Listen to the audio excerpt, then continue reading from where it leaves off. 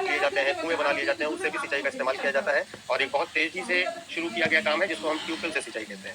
हालांकि ये सब पारंपरिक तरीके हैं। आधुनिक तरीकों में अगर हम बात करें तो सबसे पहला, अगर हम आधुनिक तरीकों की बात करें तो उसमें सबसे पहली है फव्वारा सिंचाई,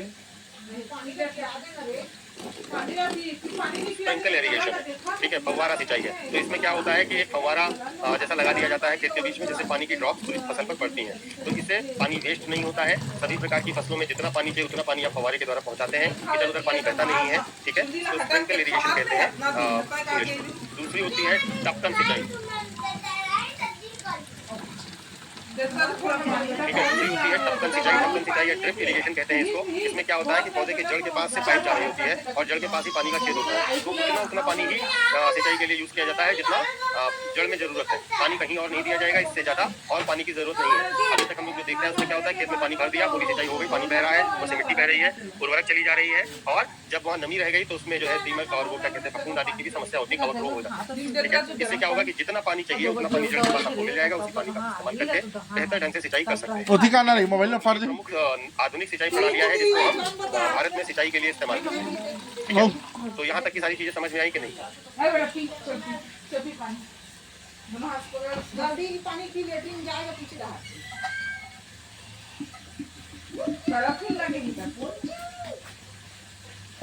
आते का पहला फिर आ गई, बता दो चलो। इसके साथ साथ आपको याद रखना है कि 2015 में भारत सरकार ने प्रधानमंत्री किसान सिंचाई योजना शुरू की थी।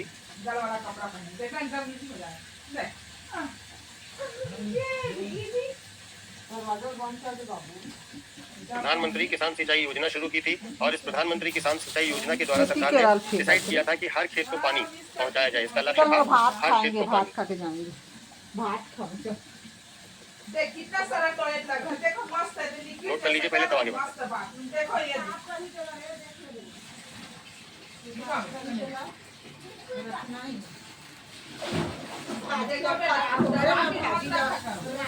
भाजी रखा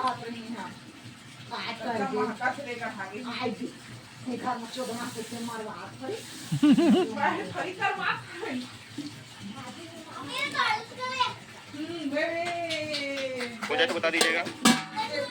करो करो। इसके बाद मैंने आपको बताया था कि अगली जो महत्वपूर्ण चीज है वो क्या है, वित्त, फाइनेंस, क्रेडिट, कैसे आएगा पैसा। इसके लिए भारत सरकार ने किसान क्रेडिट कार्ड योजना शुरू की। किसान क्रेडिट कार्ड योजना, किसान क्रेडिट कार्ड योजना, ठीक है, ये 2020 में शुरू की गई थी भारत सरकार द्वारा। इसमें सरकार क्या करती है, किसानों को क्रेडिट कार्ड दे देती है जिससे वे अपनी फसल में जरूरत के समय पर पैसा निकाल करके खर्च कर सकें, और अपनी जरूरत का पैसा खर्च करने के लिए उन्हें इधर उधर भागदौड़ न करनी पड़े। तो ये एक रुपए कार्ड होता है किसान क्रेडिट कार्ड के अंतर्गत, जिसे वो किसानों को प्रोवाइड कर दिया जाता है उनकी भूमि की जोत के आकार पर और उत्पादकता के आधार पर। और इससे क्या होता है कि किसानों को आसानी से ऋण मिल जाता है और वो फसल में जरूरत के समय जो पैसा होता है वो लगा सकते हैं। सरकार ने कोशिश करी है कि ये जो किसान क्रेडिट कार्ड योजना है इसे जो है छोटे किसान एवं सीमांत किसान, छोटे व सीमांत किसान, इसके साथ साथ बटाईदार, पट्टेदार,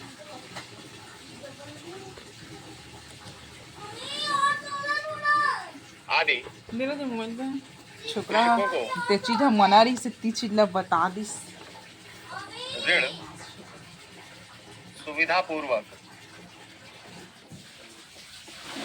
उपलब्ध हो जाए। ठीक है, ऋण सुविधा पूर्वक उपलब्ध हो जाए, नोट कर लीजिएगा।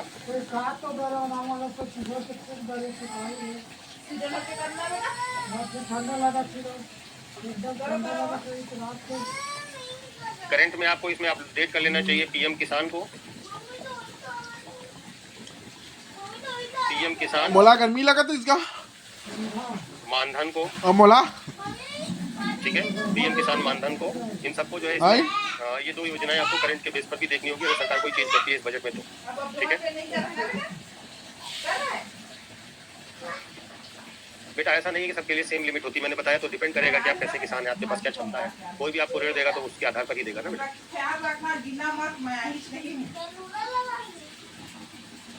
ठीक है,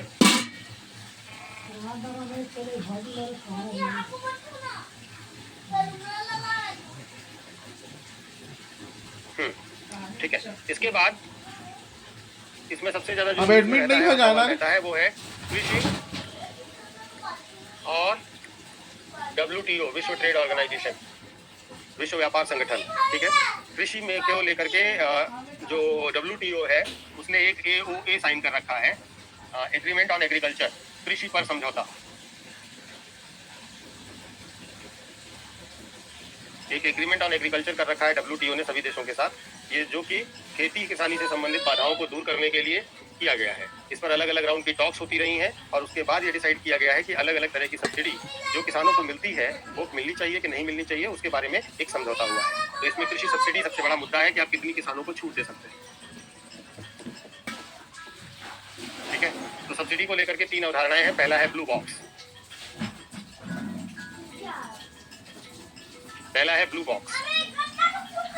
ठीक है। तो ब्लू बॉक्स सब्सिडी वो है जो उत्पादन को सीमित करती हैं और ना ही उत्पादन को बढ़ाती हैं, ठीक है। तो ब्लू बॉक्स सब्सिडी वास्तव में आप कितनी भी देना चाहें वो दे सकते हैं। ये ध्यान रखिए, इसके अंतर्गत जिन भी मामलों की सब्सिडी आएगी उसकी कोई अंतिम सीमा नहीं है। सरकार कितनी भी ब्लू बॉक्स सब्सिडी दे सकती है, ठीक है। मतलब जैसे शोध के लिए पैसा दे रहे हैं, रिसर्च के लिए पैसा दे रहे हैं, तो उससे एग्रीकल्चर पे कोई सीधा फर्क नहीं पड़ रहा है ना, लेकिन वो खेती के नाम पर दे रहे हैं तो आप दे सकते हैं, ठीक है। दूसरा जो है वो है अंबर बॉक्स सब्सिडी।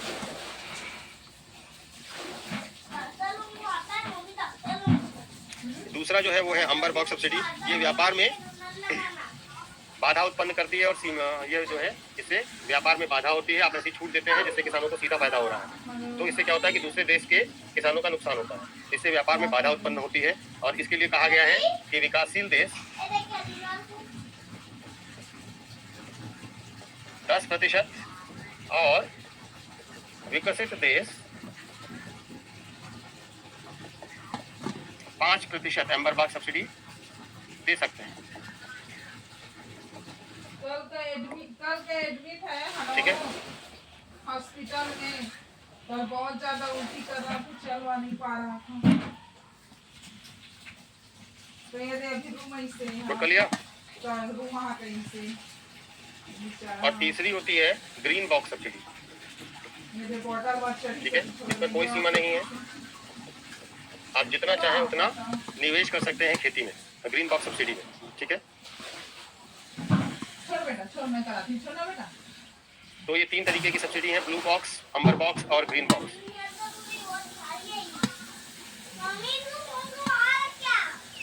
ठीक है। ग्रीन बॉक्स, ब्लू बॉक्स और अंबर बॉक्स। नोट हो गया सबका। इसके बाद एक और चीज को समझिएगा जिसको कहते हैं न्यूनतम समर्थन मूल्य, MSP। सुना होगा, आजकल विवाद भी इसमें बहुत चल रहा है। MSP सुना है, आजकल से बहुत विवाद चल रहा है।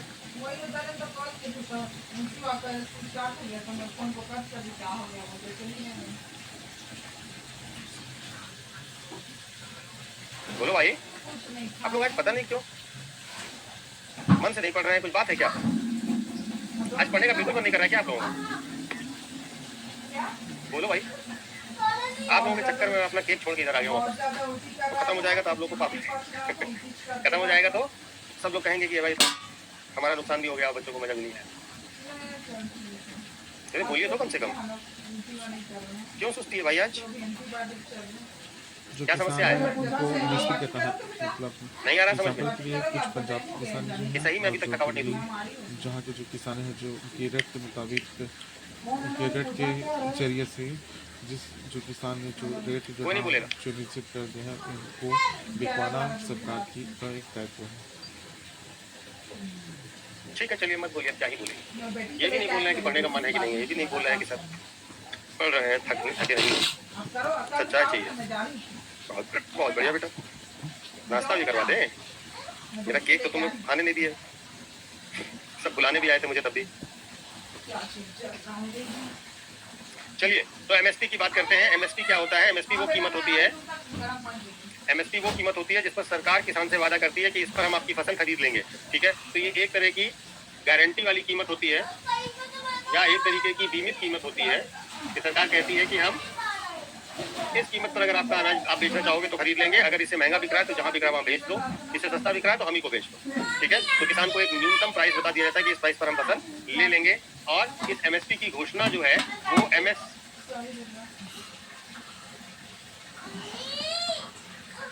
उसकी जो है CACP के द्वारा की जाती है,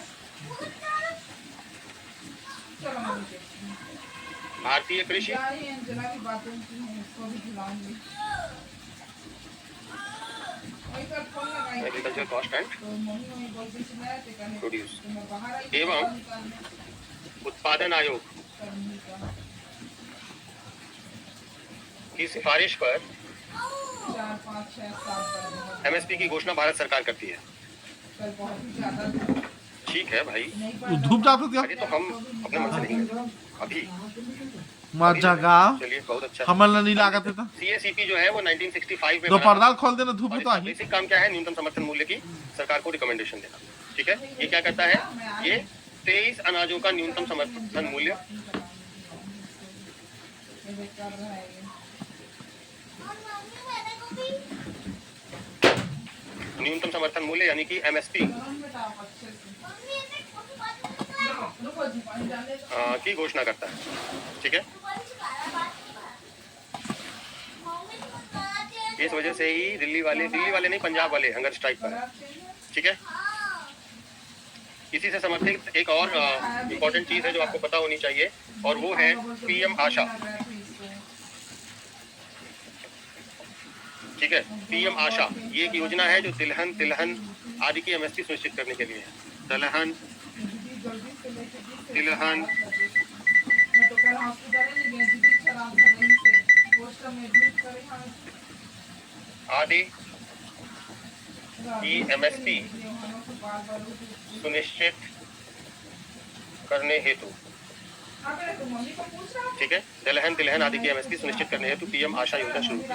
ध्यान रखिएगा, 23 फसलों के लिए MSP की घोषणा होती है, जबकि गन्ने के लिए इसके तहत एक फेयर एंड रेम्यूनरेटिव प्राइस, एक ठीक है, उचित एवं लाभप्रद मूल्य को डुबाने का काम कर रहा था। सरकार का दायित्व होता है कि जो किसान है ये अपने रेट के मुताबिक अपने MSP के मुताबिक की घोषणा की जाती है। ठीक है, जो किसान की जो समझ गए? सामान है, जो धान है, जो किसान की जो आय है उनको दिखाता है। आप सब लोग ब्रेक करोगे तो कैसे काम, हम तो सोचते ना करें ब्रेक, जाए खा ले हम भी केक। बोलिए, अभी बात करें इसकी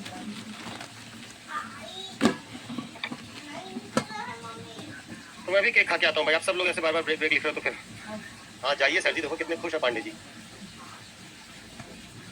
हाँ बोलो भैया, बोलो तनुजा बेटा, बोलो, सुनिए तो बोलो, हैंड रेस कर दो। अगर कुछ लंबी बात है तो हैंड रेस कर दो, मैं सुनने तैयार हूँ, मैं थोड़ा ना जाना चाहता। अच्छा ठीक है, 15 मिनट का, 10 मिनट का आगे। तनुजा यार जल्दी हैंड रेस करो, मैं पढ़ा भी नहीं रहा हूँ, तुम्हारी बात का वेट कर रहा हूँ, या तो बोलो जल्दी जल्दी टाइप करो।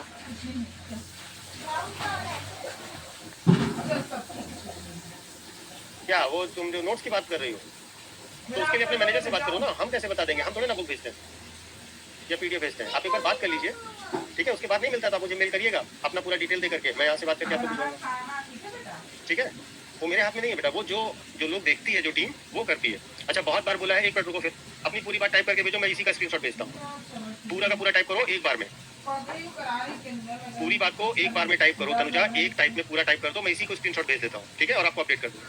आप इतना कर लो, ये तो कर सकते हो, ये 10-12 लाइन में नहीं तो हम समझा नहीं सकते। आप पूरी समस्या ये टाइम में यहीं पे टाइप करो, मैं भेज रहा हूँ। ठीक है, तुरंत आप अच्छे से आराम से टाइप कर लो, मैं ब्रेक दे रहा हूँ, बच्चे ब्रेक पे जा रहे हैं, तुम तब तक टाइप करके भेज दो मुझे। ओके, लेकिन ये काम तुरंत करो,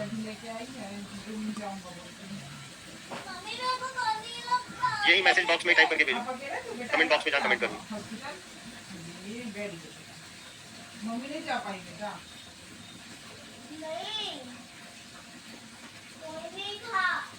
नहीं लगे मेरे बेटा बड़ा हो गया, स्ट्रॉन्ग बेटा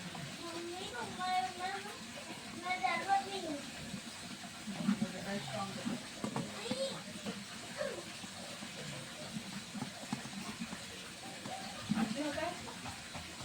ठीक है चलो टाइम पास मत करना, पढ़ लेके आ रही फिर बेटी का भी पटा साफ करूंगी।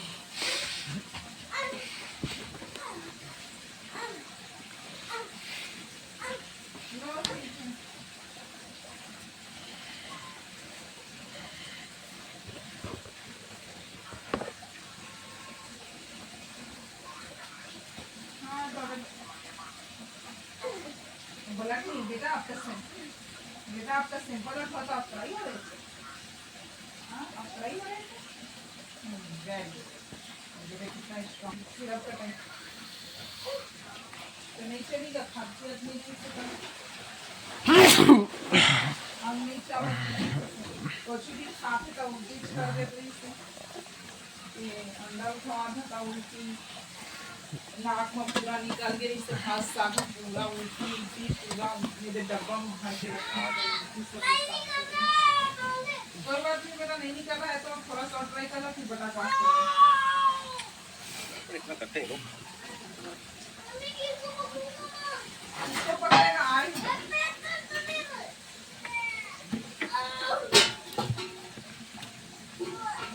बस 1 सेकंड रुकिएगा, बताया ये देखो सही है।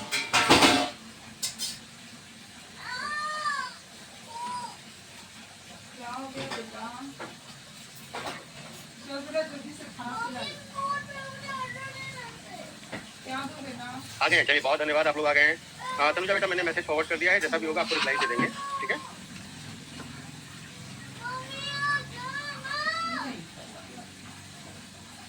चलो जरा पहले क्या बेटा, बस नहीं हो रहा है तो कोई दिक्कत नहीं बेटा। थोड़ा बहुत कर चलिए हम लोग एग्रीकल्चर पे बात कर रहे थे, उसी से आगे बात करते हैं। उसके आगे हम इंडस्ट्रीज की बात करने जा रहे हैं, थोड़ा सा इंडस्ट्रीज के बारे में जान लीजिएगा, ठीक है। पेमेंट ज्यादा कर रहा था ना, फिर भी कुछ नहीं तो हाल अगर हम उद्योगों की बात करते हैं, नहीं है कुछ भी। 1 सेकंड रुकिए, मैं बुला के लाता हूँ। 1 सेकंड रुकिएगा, बस केवल 1 सेकंड। नहीं बस खाने को मन नहीं कर रहा तो कुछ भी चीज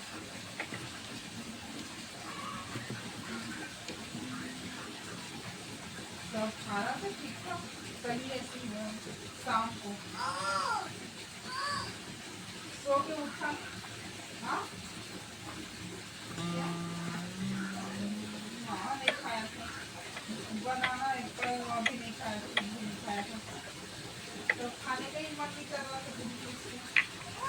बेटा मैं कुछ बोलता है अब जो मन फिर कर रहा था तो धीरे धीरे किया, बहुत ज़्यादा हो रहा था उसके बाद नहीं थी।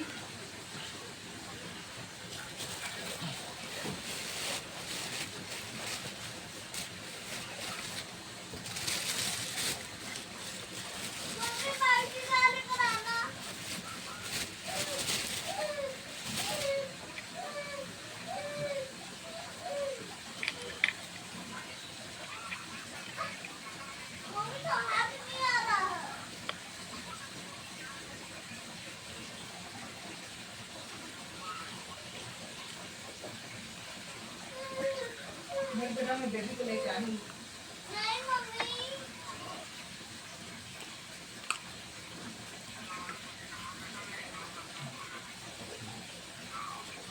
चलिए धन्यवाद, आपने वेट किया। अब मैं आ जाता हूँ अगले टॉपिक पर। अगला टॉपिक है औद्योगिक नीति और विनिर्माण को लेकर के, ठीक है। औद्योगिक नीति और विनिर्माण को लेकर के बात करेंगे तो देखिए, औद्योगिक नीति में सब्सिडी, कर प्रोत्साहन, विनियमन, व्यापार नीतियां, प्रतिस्पर्धा को बढ़ावा देने के साथ साथ रोजगार सृजन, विकास को बढ़ावा देना, अर्थव्यवस्था में नवाचार को प्रोत्साहित करना, अनुसंधान विकास आदि को आगे बढ़ाने की रणनीति होती है। देखिए भारतीय उद्योगों की अगर हम बात करें तो भारतीय उद्योग जीडीपी का लगभग 31% हिस्सा देते हैं और इसके साथ साथ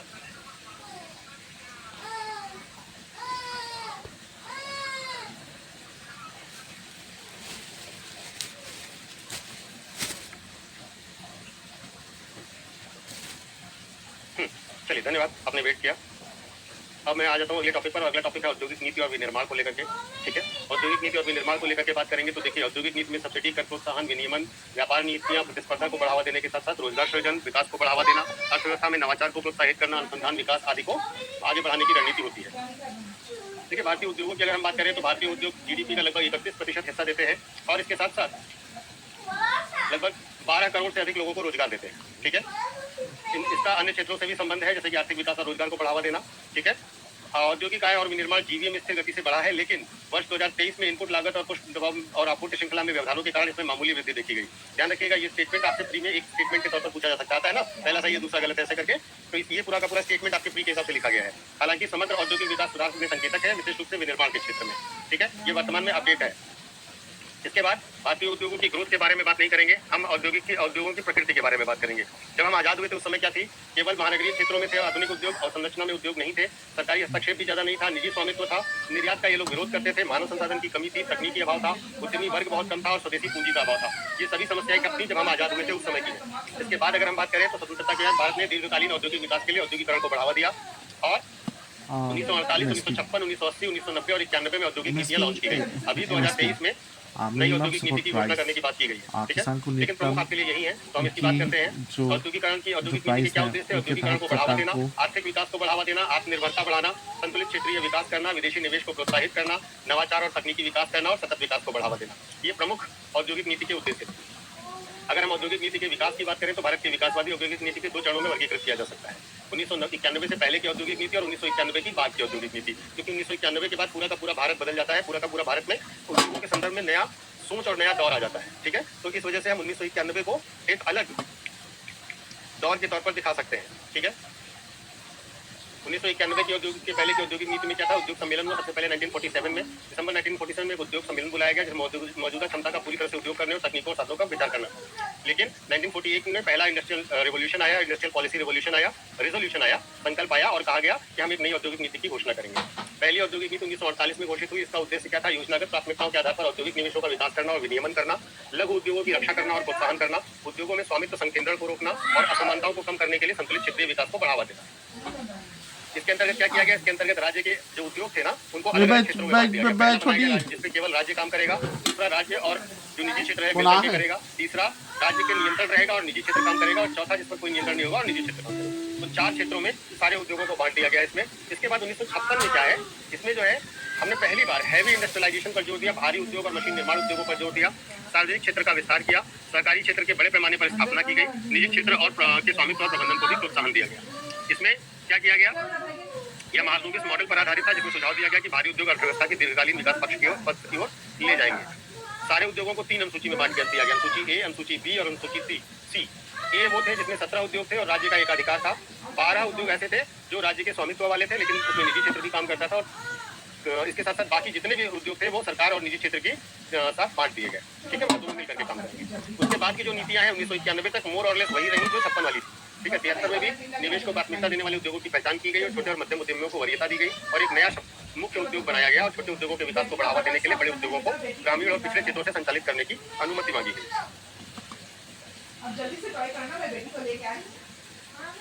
ठीक है। औद्योगिक नीति वक्तव्य 1977 सेम वही चलता रहेगा। 56 वाला मुख्य विशेषताओं में केवल क्या होगा, लघु और कुटीर उद्योगों को 3 श्रेणियों में विभाजित कर दिया गया और नीति बड़े क्षेत्र के लिए 4 क्षेत्रों पर ध्यान केंद्रित किया गया। 1980 में भी वही चलता रहेगा। 56 वाला ही मेजर तौर पर कुछ ज्यादा बड़ा नहीं होगा, ठीक है। MRTP अधिनियम और फेरा अधिनियम की शुरुआत की गई, ये इसका मेजर पॉइंट, ठीक है। इसके साथ साथ इसमें प्रतिस्पर्धा, आधुनिकीकरण और प्रौद्योगिकी को बढ़ाया गया। अब आ जाता है 1991 की पॉलिसी जो सबसे इंपॉर्टेंट है। 1991 में समस्या क्या हुई कि हमारे पास भुगतान संतुलन बहुत खराब हो गया था, हमारे पास इतना पैसा नहीं था कि हम ब्याज का भुगतान भी कर सकें। तो हम चूंकि ब्याज का भुगतान नहीं कर पा रहे थे, बहुत व्यापक तरीके से आर्थिक बाधाओं में घिर चुके थे, तो हमने डिसाइड किया कि हम अपनी पॉलिसी को खोलेंगे फॉरेन कंट्रीज के लिए। समस्या ये है और सच ये है कि हमने खुद नहीं किया। वर्ल्ड बैंक और IMF ने कहा कि अगर आप इकोनॉमिक रिफॉर्म नहीं करेंगे तो हम आपकी कोई मदद नहीं करेंगे। तो उस समस्या के कारण हम लोगों ने क्या किया, हम लोगों ने नई औद्योगिक नीति लागू करी। ये तो पूरा का पूरा हमने शॉर्ट कर दिया है जिससे आपको याद करने में आसानी हो कि 1991 से पूर्व किन औद्योगिक नीतियों में क्या क्या था, ठीक है। कर लेंगे इसे, आसान हो जाएगा आपके लिए याद करना, सही है। अगर आपको ये मिल जा रहा है तो मिल जाएगा, मतलब कल।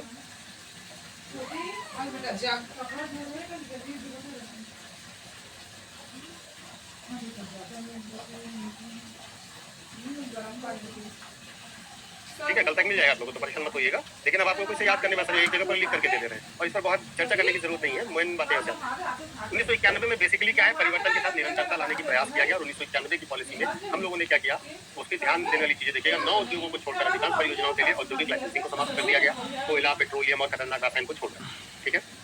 दूसरा, संवेदनशील क्षेत्रों को छोड़कर अधिकांश क्षेत्रों में स्वतः अनुमोदन के साथ FDI की अनुमति दे दी गई और उच्च प्राथमिकता वाले उद्योगों को विदेशी तकनीकी समझौतों के लिए स्वतः अनुमति दे दी गई, ठीक है। इसके साथ साथ सार्वजनिक क्षेत्र में क्या सुधार हुआ, निवेश की समीक्षा और उच्च तकनीकी और बुनियादी ढांचे पर ध्यान केंद्रित किया गया। समझो सार्वजनिक उद्यम को पूर्ण अवस्था में लाना था या संसाधनों को और सार्वजनिक भागीदारी को प्रोत्साहित करने के लिए अपने शेयर धारक का हिस्सा लगाया गया। मतलब या तो आप सुधार करिए या बेच देंगे। ठीक है। एमआरटीपी कंपनियों के लिए किसी भी संपत्ति सीमा के बिना एकाधिकार प्रतिबंधात्मक और अनुचित व्यापार प्रथाओं को नियमित करने के लिए एमआरटीपी अधिनियम में संशोधन किया गया। ये सब आपको याद करना, ध्यान रखिएगा। इस नीति से गैर एसएमई औद्योगिक उपक्रमों एफसीआई क्षेत्र में 24% तक इक्विटी भागीदारी की अनुमति दी गई। ठीक है। अब सबसे इम्पोर्टेंट क्या है इस नीति में, नई औद्योगिक नीति में सबसे इम्पोर्टेंट क्या है ये समझिएगा। देखिए जो नई औद्योगिक नीति है उसको हम एलपीजी की पॉलिसी, ठीक है, लिबरलाइजेशन,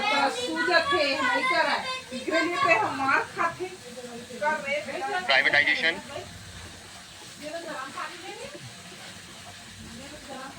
और ग्लोबलाइजेशन, ठीक है।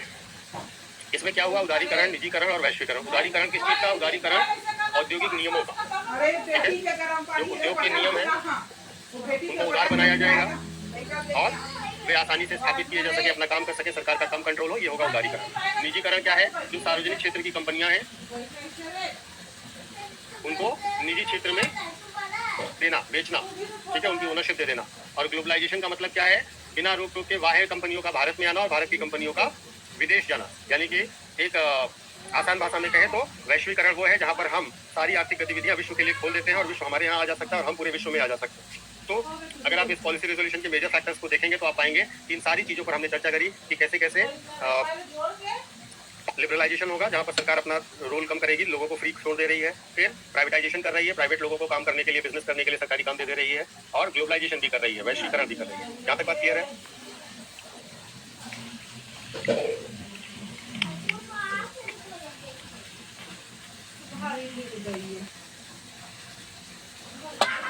ठीक है, इसके बाद चलते हैं हम वैदेशिक क्षेत्र पर। अब हम पढ़ने जा रहे हैं वैदेशिक क्षेत्र।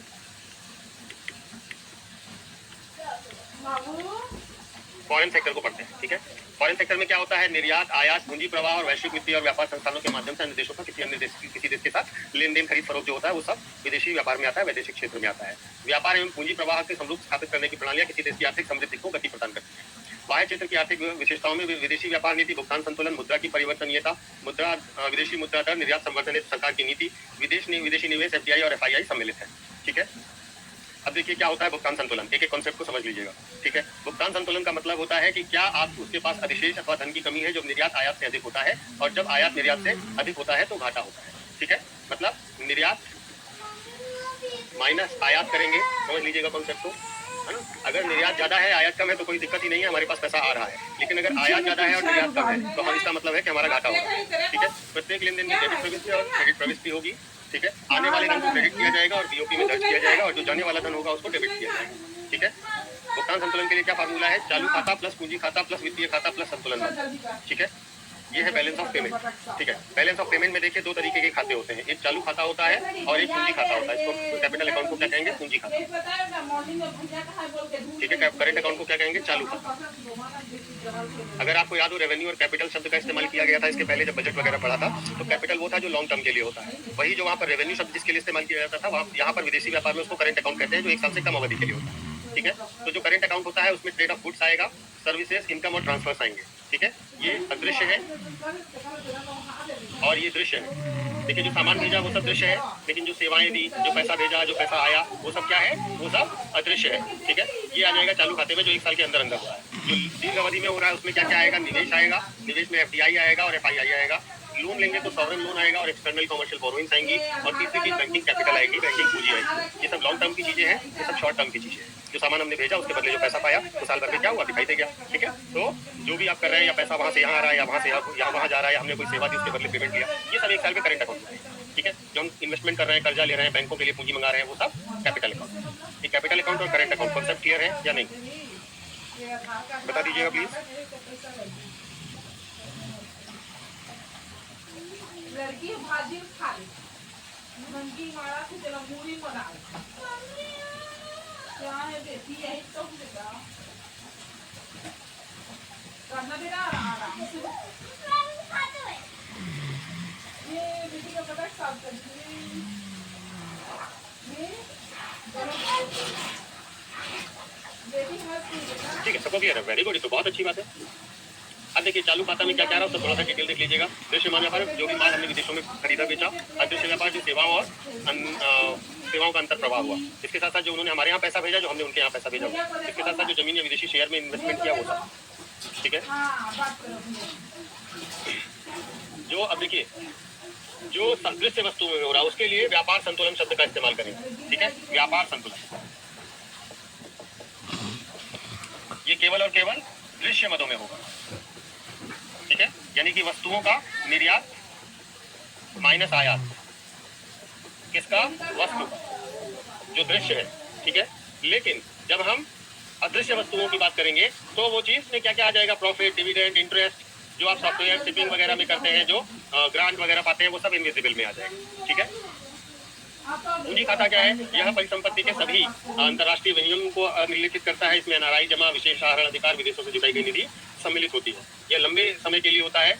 ये किस लिए होता है? चालू, इसका उपयोग किस लिए करते हैं? चालू खाते में घाटा है तो इसमें से पैसा निकाल के वहाँ पेमेंट कर देते हैं, ठीक है। अगर वहाँ पर ज्यादा पैसा चालू खाते में तो वहाँ से निकाल के यहाँ ट्रांसफर कर लेते हैं, ठीक है। वित्तीय हस्तांतरण से संबंधित है। यह देश की आय, उत्पादन और नियोजन को प्रत्यक्ष रूप से प्रभावित करता है।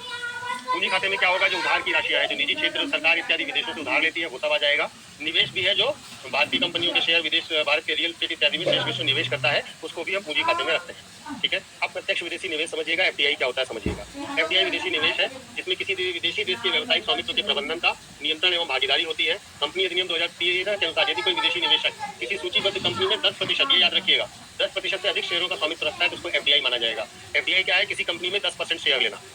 किसी भी कंपनी में आपने 10% शेयर ले लिया है जो लिस्टेड है शेयर बाजार में, तो ये एफडीआई कहलाएगा, ठीक है। 10% से स्वामित्व पर नियंत्रण नहीं होगा, लेकिन कंपनी के प्रबंधन, संचालन और नीतियों में उनकी अनुमति होती है कि वो प्रभावित कर सके, ठीक है।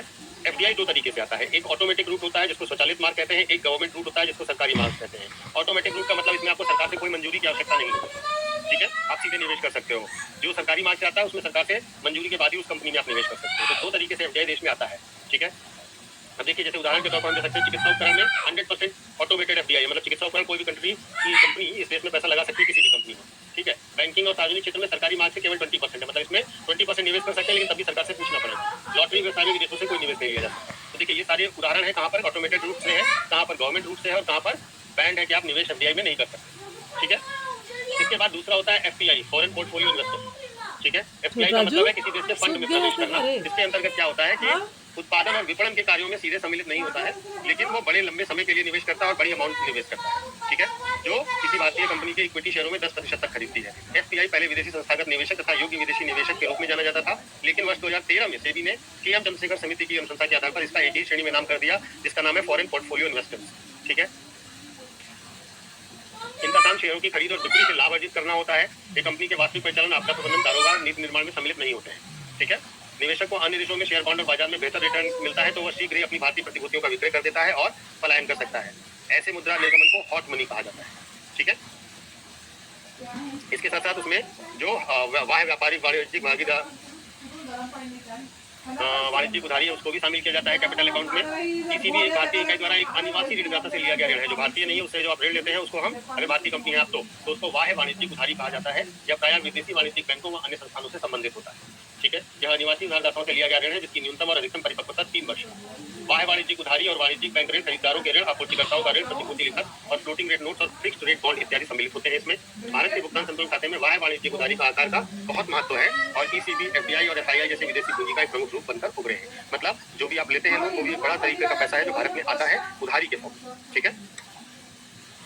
इसके बाद आधिकारिक संरक्षित आरक्षित परिसंपत्ति खाता होता है। किसी देश में केंद्रीय बैंक द्वारा आयोजित आधिकारिक आरक्षित परिसंपत्तियों की मात्रा के समायोजन को दर्ज करता है। देश की आधिकारिक आरक्षित परिसंपत्तियों में सोना, परिवर्तनीय विदेशी मुद्राएं और विशेष आहरण अधिकार शामिल होते हैं। जनरल एफडीआई की मुद्रा सम्मिलित होती है। केंद्रीय बैंक चालू और पूंजी खातों के घाटे और अधिशेष निपटान हेतु आधिकारिक आरक्षित परिसंपत्तियों का उपयोग करता है, ठीक है। इसलिए चालू और पूंजी खाते के घाटे के पेमेंट के लिए जितना उसके पास अधिशेष होगा, रखा होगा या उसने रिजर्व करके रखा होगा, उसी में से पेमेंट करेगा। आसान बात है, बस केवल शब्द आपके लिए कठिन किए गए हैं। अब जो शब्द है वही हम लिख सकते हैं, ठीक है। इसमें संपायोजन भारत के पीओपी वित्त पोषण की मद है। आरक्षित कोष से निकासी को क्रेडिट के रूप में दर्ज किया जाता है और परिवर्तन को डेबिट के रूप में, ठीक है। संवर्तनशील पीओपी खाते में दर्ज किया था, न कि विदेशी मुद्रा भंडार के आरक्षित कोष। चालू और पूंजी घाटा। चालू खाता संतुलन में देखिए, चालू खाता संतुलित होता है तो प्राप्तियां और भुगतान बराबर होंगे। अधिशेष का मतलब है अन्य देशों से लिए गए, अन्य देशों के लिए ऋणदाता है और घाटे का अर्थ है अन्य देशों से उधार ले रहे हैं। सिंपल बात है, ये सब तो आप समझते हैं, है ना। तो इससे क्या होता है, चालू खाते के घाटे से क्या होता है, विदेशों से अभिनियोजित घरेलू पूंजी में भुगतान करना पड़ता है। ठीक है, जैसे ब्रिटेन में आवास स्वामित्व वाले भारतीय से किराए की आय की गणना चालू खाते में की जाएगी, लेकिन व्यापार संतुलन में नहीं। ठीक है, तो चालू खाते में देखिए व्यापार अंतर, निर्यात माइनस आयात, चालू खाता क्या होगा, व्यापार अंतर प्लस निवल चालू हस्तांतरण और विदेशों से निवल आए। ठीक है, इसको हम चालू खाते का घाटा कहते हैं। ठीक है, ठीक है, फॉरेन सेक्टर में जितनी चीजें आ सकती हैं उन चीजों पर हम लोगों ने थोड़ी सब पर बात कर ली। एक चीज है जो मैं आपको आज कहता हूँ कि आपको करना है। ठीक है, और वो मैं करना नहीं चाहता हूँ क्योंकि वो करना बहुत ही थकाऊ है मेरे लिए। ठीक है, अगर आप कहेंगे तो मैं वो करवा के आपको भिजवा दूंगा, लेकिन मैं चाहता हूँ ये एक छोटा सा काम आप कर लें। काम क्या करना है, जितने वैश्विक वित्तीय संस्थान हैं, और अगर आप एक बार खुद से कर लेंगे तो ये हमेशा आपको याद रहेगा। एक टेबल बनानी है आपको वैश्विक वित्तीय संस्थानों की, जैसे वर्ल्ड बैंक है, IMF है ना, समझ रहे हैं, WTO है। इनके बारे में ये लिखना है कि इनकी स्थापना कब हुई, कहाँ है ये, प्रमुख कार्य क्या करते हैं, प्रकाशन कौन से हैं इनके, और भारत की इसमें क्या स्थिति है। बस इतना आपको करना है। एक टेबल बनाइए, संस्था का नाम लिखिए और इतनी चीजें। जब आप प्रकाशन लिखेंगे उसमें भी आपको इंडिया की रैंकिंग लिखनी होगी कि भारत की रैंकिंग कितनी है। ये कर लेंगे तो आपका जो बिल्कुल करंट में चल रहा है वो सब चीजें कर लेंगे। क्या मैं उम्मीद और भरोसा कर सकता हूँ कि ये वाला काम आप कर लेंगे? बहुत ज़्यादा नहीं है, 15, 16, 20 मैक्सिमम वो मिलेंगे, सारे ढूंढ रहा है। ठीक है, अब इसके साथ साथ जैसे ब्रिक्स बैंक है ना, एशियन डेवलपमेंट बैंक है, ठीक है, और मेजरली यही मुख्यालय भी ऐड करना है। बताए तो कहाँ है, कहाँ मतलब मुख्यालय की तो बात करनी है।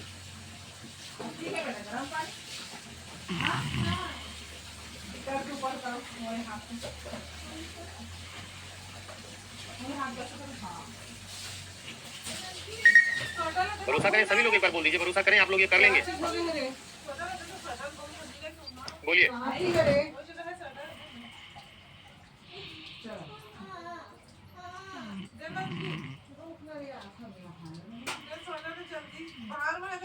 PDF में नेम ऐड कर दीजिए, किसका नेम, सभी लोग बस एक बार बोल दीजिए कि कर लेंगे तो मुझे भरोसा हो जाएगा। न्यू ईयर पर कुछ गिफ्ट भी तो मिलना चाहिए ना मुझे।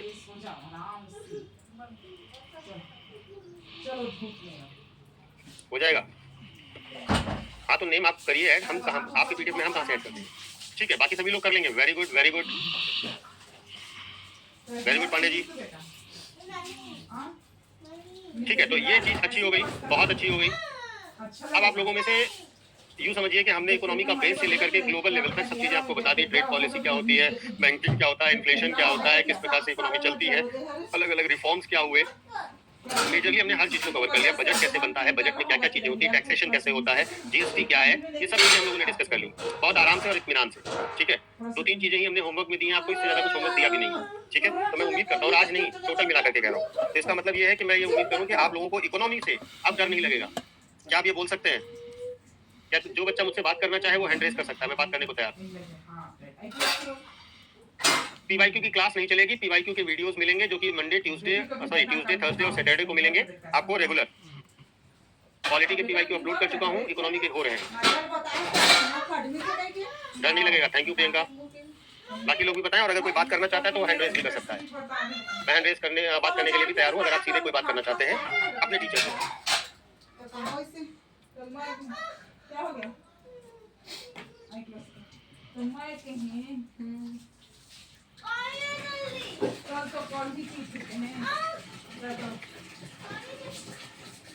अच्छा, हैंडल नहीं, आप कैसे हो सकता सिस्टम आपका अपडेट न किया, उससे आपको पता नहीं बेटा। हम तो सोचते थे कि इकोनॉमी रह जाएगी। नहीं प्रियंका बेटे, अब नहीं रह जाएगी, बिल्कुल कोशिश करिए। मैं आप लोगों के साथ हूँ, और आप लोगों को, सभी लोगों को मैंने अपनी मेल ID दे रखी है। जिनके पास नहीं है वो लोग नोट कर लीजिए। Pankaj PANKAJ, पंकज.मिश्रा MISHRA, पंकज.मिश्रा@studyiq.com।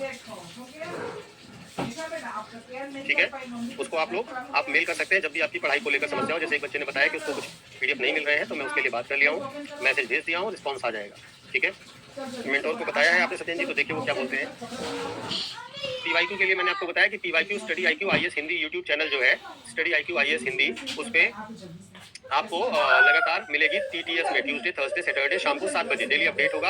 ये वीडियोस आप कभी भी देख सकते हैं, फ्री है। ठीक है, उसी तरीके से इंडियन पॉलिटी के सारे वीडियोस मेरे अपलोड हो चुके हैं, वो उसी चैनल पर पड़े हुए हैं, आप उसको उठा के देख सकते हैं। ठीक है, अभी कितनी क्लास होगी? आप कोई क्लास मैं अपनी नहीं करवाना चाहता हूँ, मेरे हिसाब से मैंने पूरी इकोनॉमी अपनी कंप्लीट करवा दी है, ठीक है? तो अनावश्यक क्लासेस का टाइम नहीं वेस्ट करेंगे और आपका भी टाइम नहीं वेस्ट करेंगे। हम बस ये कहना चाहेंगे कि आप अपनी पढ़ाई पर ध्यान दीजिए। जहां पर भी आपको जरूरत महसूस हो, हर एक बच्चे को ये फ्रीडम है कि वो मुझे मेल कर सकता है। जो टॉपिक नहीं समझ में आए, जो वर्ड नहीं समझ में आए अगर इकोनॉमी का, तो आप मुझसे पूछ सकते हैं। हाँ जी, यूट्यूब में है। कितनी बार मैं तो यूट्यूब चैनल का नाम बोल चुका हूँ 2-3 बार, ठीक है बेटा? 7-8 वीडियो आ गए हैं, कुछ 12-15 वीडियो और आएंगे, ठीक है सलोनी? हाँ, यूट्यूब पर study IQ IAS Hindi channel.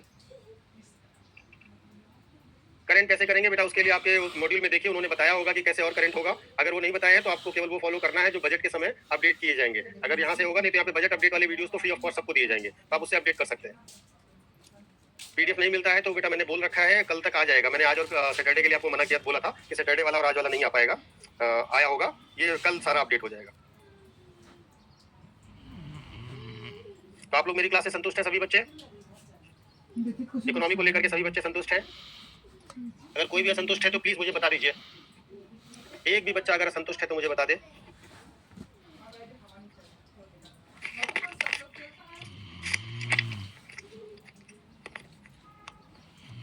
बिल्कुल बेझिझक बताइए बेटा, पहली बात तो कोई घबराने की बात नहीं है ना? लेकिन हमें ये पता होना चाहिए कि मेरे बच्चे 100% संतुष्ट हैं, तो ही मुझे खुशी होगी। आज न्यू ईयर का पहला दिन भी है, तो मैं इस खुशी के साथ ही आप लोगों को विदा करना चाहूंगा।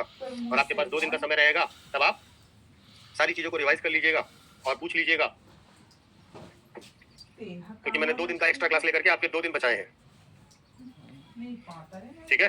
ये 2 दिन मैंने जो एक्स्ट्रा लिए हैं, अब आज के दिन भी जो एक्स्ट्रा ले लिया उसे आपके 2 दिन बच गए। अब आप 2 दिन में सारा का सारा, और आपका SIP का शेड्यूल भी डिस्टर्ब नहीं होगा। उस 2 दिन में आप सारा का सारा जो रिवीजन है वो कर सकते हैं, सारे नोट्स के साथ, ठीक है?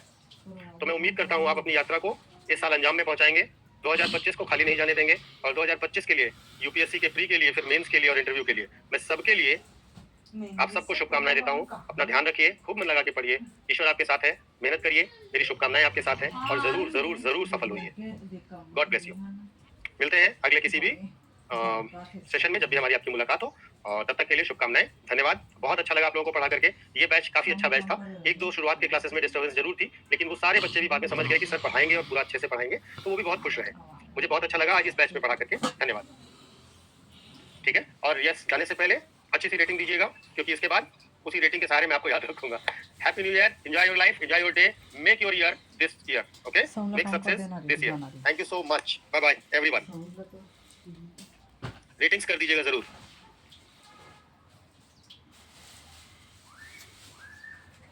अरे बनाना पन्नी का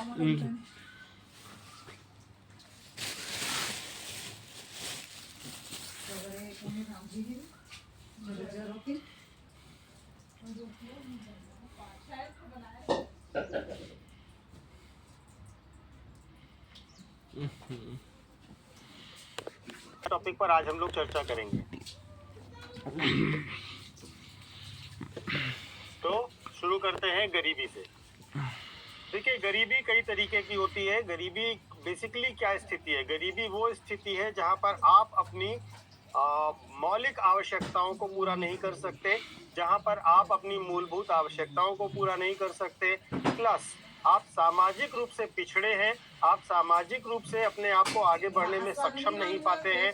यह भी गरीबी का एक पहलू है, ठीक है? तो गरीबी केवल धन के ना होने से नहीं है, गरीबी वास्तव में एक सामाजिक पहलू भी है, जहां पर आपको समाज में बराबरी, सम्मान नहीं मिलता, अवसर नहीं मिलते, उसको भी हम गरीबी के अंतर्गत ही रखेंगे, ठीक है? तो गरीबी को कई प्रकार से देखा जा सकता है। पहली होती है निरपेक्ष गरीबी। निरपेक्ष गरीबी यानी एब्सोल्यूट पॉवर्टी। एब्सोल्यूट पॉवर्टी ये है कि आप जो है धन इतना भी नहीं है कि आप अपना उपभोग पूरा कर सके, मतलब यह न्यूनतम आय से संबंधित है। यदि व्यक्ति की मोरब कॉल देता, ठीक है, जिससे वो अपनी कोई भी आवश्यकता पूरी कर सके, तो उसको हम निरपेक्ष गरीब कहेंगे, ठीक है? बात समझ में आ रही है? निरपेक्ष गरीबी समझ गए, मतलब जो रियल में जिसके पास पैसा नहीं है खाने पीने का, वो निरपेक्ष गरीब है। क्लियर हुआ?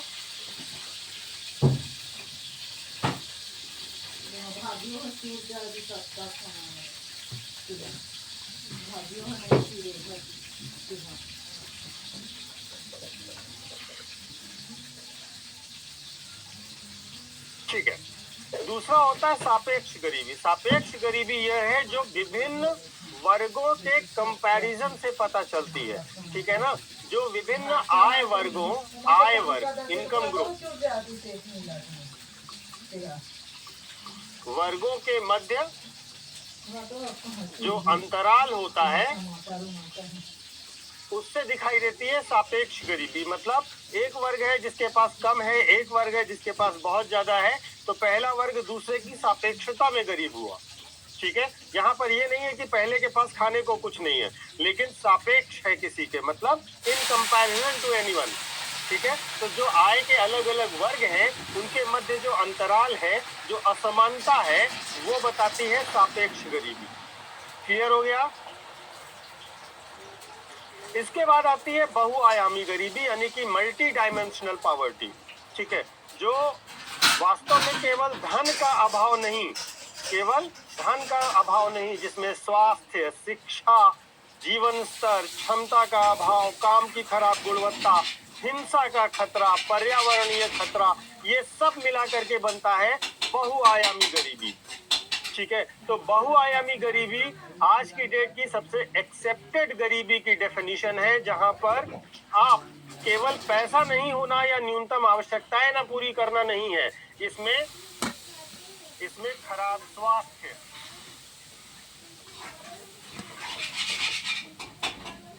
शिक्षा, जीवन स्तर, स्वास्थ्य, शिक्षा, जीवन स्तर, ठीक है, कम क्षमता, काम की खराब गुणवत्ता। क्या आवाज कम हो गई है? हेलो, आवाज क्लियर आ रही है बेटा? सभी लोग बताइए। मैं तो बहुत तेज बोल रहा हूँ।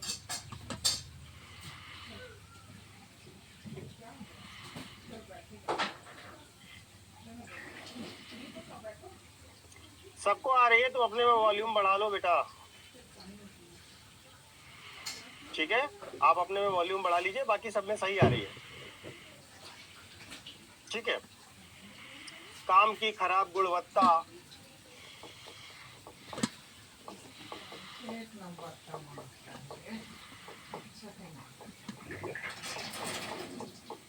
हिंसा का खतरा,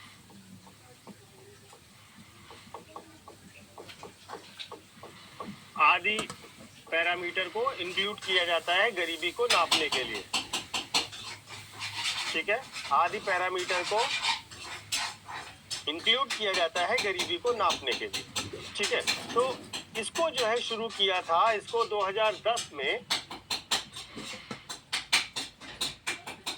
ये जो बहुआयामी गरीबी है, जिसको मल्टी डायमेंशनल पॉवर्टी कहते हैं, ठीक है। इंडेक्स भी जोड़ लीजिए जिससे आपको क्लियर रहे। ये जो मल्टी डायमेंशनल पॉवर्टी इंडेक्स है, इसकी शुरुआत शुरू की गई थी वर्ष 2010 में, ठीक है। इसकी शुरुआत की गई थी वर्ष 2010 में यूएनडीपी और ऑक्सफोर्ड गरीबी और मानव विकास पहल के द्वारा, ठीक है। इसमें दो संस्थाओं ने मिलकर किया था, एक यूएनडीपी थी और दूसरी ऑक्सफोर्ड मानव विकास, ऑक्सफोर्ड गरीबी और मानव विकास पहल थी। अचानक कम हो गई आवाज, अच्छा कोई बात नहीं, एक बार देख लीजिए। दूसरी संस्था थी OPHI, Oxford poverty and human development initiative, ठीक है। ये दो संस्थाओं ने मिल करके बहुआयामी गरीबी सूचकांक जारी करना प्रारंभ किया था, ठीक है। इसके बाद और भी गरीबियां होती हैं, जैसे परिस्थिति जन्य गरीबी होती हैं, ठीक है। जैसे earning member of the family ना रह जाए, प्राकृतिक आपदा आ जाए, कोविड आ जाए, उसकी वजह से अगर आप गरीब हो गए हैं तो ये परिस्थिति जन्य गरीबी कहलाती है, ठीक है। तो किसी खराब परिस्थिति के कारण, महामारी के कारण, बीमारी के कारण, प्राकृतिक आपदा के कारण जो गरीबी पैदा होती है उसको हम क्या कहते हैं? परिस्थिति जन्य गरीबी। पीढ़ीगत गरीबी वो होती है जो 2 या अधिक पीढ़ियों से कोई व्यक्ति गरीब रह जाए तो उसे हम पीढ़ीगत गरीबी कहते हैं। 2 या अधिक पीढ़ी से कोई व्यक्ति गरीब हो तो उसको हम पीढ़ीगत गरीबी कहते हैं। ग्रामीण गरीबी जो ग्रामीण समाज में पाई जाती है, और शहरी गरीबी जो शहरों में विद्यमान होती है, महानगरों में देखी जाती है। ठीक है, इसीलिए तो बिग बिग टी शर्ट लेते हैं बेटा आपके लिए, काम अब आएगा देखिए बोल के। गरीबी को अब तक किन किन दृष्टिकोण से पढ़ा गया है और समझा गया है, इसको ध्यान से समझिएगा, ये कॉन्सेप्चुअल है। ठीक है, तो गरीबी के आकलन के अलग अलग दृष्टिकोण अपनाए गए हैं अब तक, जिसमें एक कल्याण का दृष्टिकोण है और दूसरा क्षमताओं का दृष्टिकोण है। कल्याण का दृष्टिकोण एरिक एलाई ने दिया था, इन्होंने कहा था कि 3 चीजें होनी चाहिए, नहीं है तो गरीब है। पहला वस्तुओं का होना, दूसरा सामाजिक लगाव, और तीसरा आध्यात्मिक और भावनात्मक लगाव। ठीक है, ये तीनों चीजें होंगी तो कोई व्यक्ति गरीब नहीं होगा। ठीक है, जबकि क्षमताओं के संदर्भ में जो विचार दिया वो प्रोफेसर अमर्त्य सेन ने दिया, और उन्होंने कहा कि 5 क्षमताओं के साथ बहुआयामी क्षमताओं का ढांचा तैयार किया जाएगा, जिससे पता चलेगा कि कोई व्यक्ति गरीब है या नहीं है। जैसे आर्थिक क्षमताएं, मानव क्षमताएं, शारीरिक क्षमताएं, सामाजिक सांस्कृतिक क्षमताएं और सुरक्षा क्षमताएं। इन 5 क्षमताओं के आधार पर तय किया जाएगा कि कोई व्यक्ति गरीब है अथवा कोई व्यक्ति गरीब नहीं है। ठीक है, तो ये तो हो गया आपका गरीबी का। बहुआयामी गरीबी सूचकांक, जैसा कि मैंने आपको बताया कि इसे Oxford poverty and human development initiative आपने बेटा ये पता नहीं क्या कागज से और यूएनडीपी ने मिलकर के शुरू किया था 2010 में। इसमें कई आयाम होते हैं, और कौन कौन से आयाम होते हैं उनको समझिएगा। ठीक है, तो गरीबी के 3 आयाम हैं, हेल्थ, एजुकेशन और स्टैंडर्ड लिविंग स्टैंडर्ड्स, जीवन स्तर। ठीक है, हेल्थ में इन्होंने कहा कि न्यूट्रिशन, चाइल्ड मोर्टेलिटी यानी कि बाल मृत्यु दर, ईयर्स ऑफ स्कूलिंग यानी कि विद्यालयी शिक्षा, स्कूल अटेंडेंस यानी कि टोटल कितना एवरेज स्कूल अटेंड किया गया, स्टैंडर्ड ऑफ लिविंग में कुकिंग फ्यूल यानी कि जिस ईंधन से खाना बनता है, सैनिटेशन यानी स्वच्छता, पेयजल, बिजली, हाउसिंग और असेट्स और संपत्तियां। इतनों के आधार पर हम तय करते हैं कि गरीबी कितनी है और गरीबी को हम माने कितना। ठीक है, तो ये आयाम है गरीबी के, 3 गरीबी के डायमेंशंस हैं। इसके बाद हम करेंगे गरीबी का मापन कि कैसे हम गरीबी को मापें। तो देखिए हर देश में गरीबी को मापने का अलग अलग पैरामीटर है। ठीक है, अगर हम देखें तो ग्लोबल लेवल पर कोई भी व्यक्ति अगर $1.90 पर डे नहीं कमाता है, प्रतिदिन नहीं कमाता है, तो उसे गरीब माना जाएगा। ठीक है, यह दैनिक गरीबी रेखा है,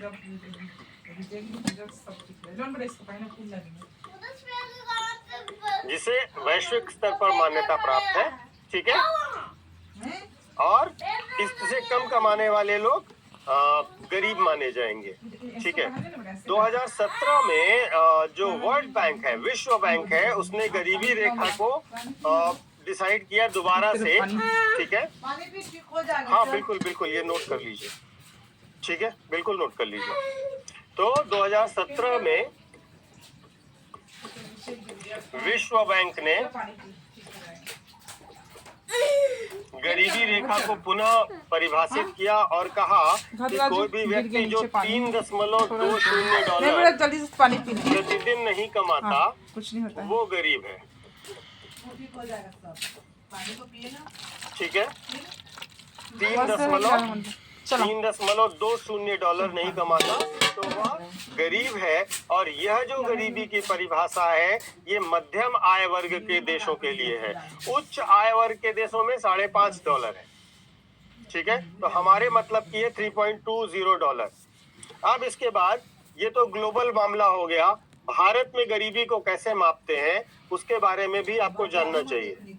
ठीक है, तो भारत में जो गरीबी के मापन का काम है वो वास्तव में वर्तमान समय में अगर देखें तो नीति आयोग का जो टास्क फोर्स है वो plus ministry of statistics and programme implementation है।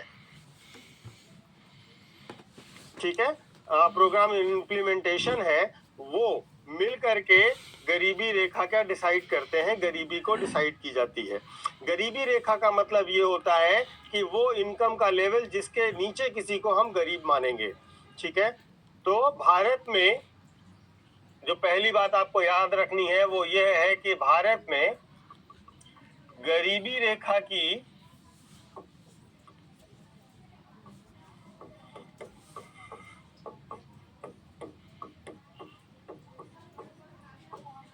संकल्पना उपभोग आधारित है,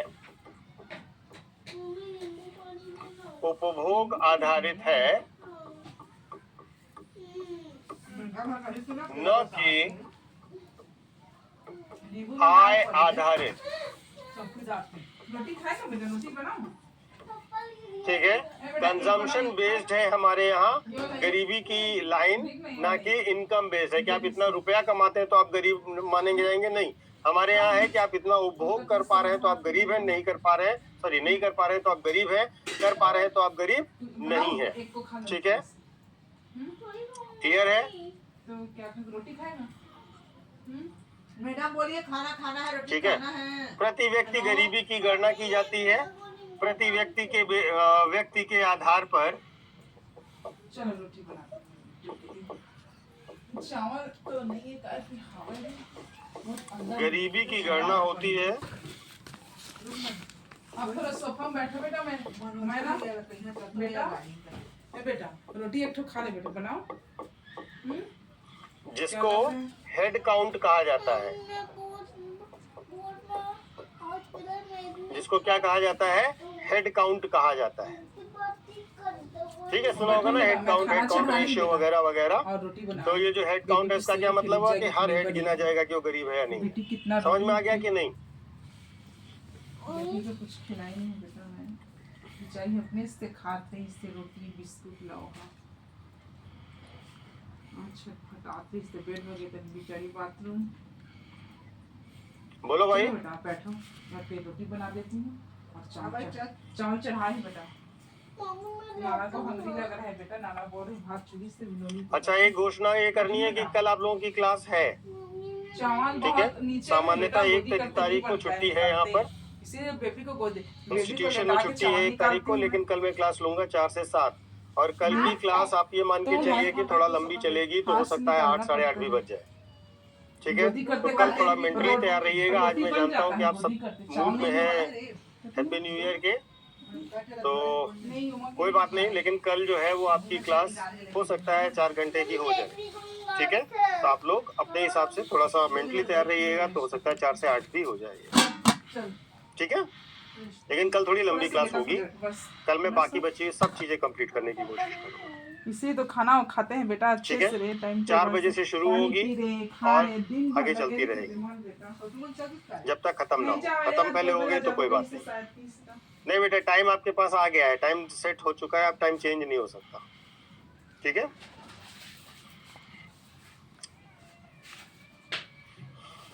अब कल छुट्टी है तो मैं भी थोड़ा जल्दी छूट जाऊंगा, तो मुझे भी फुर्सत मिल जाएगी। कल पहला दिन है नए साल का, है ना, तो इसलिए 4 बजे से रखा है।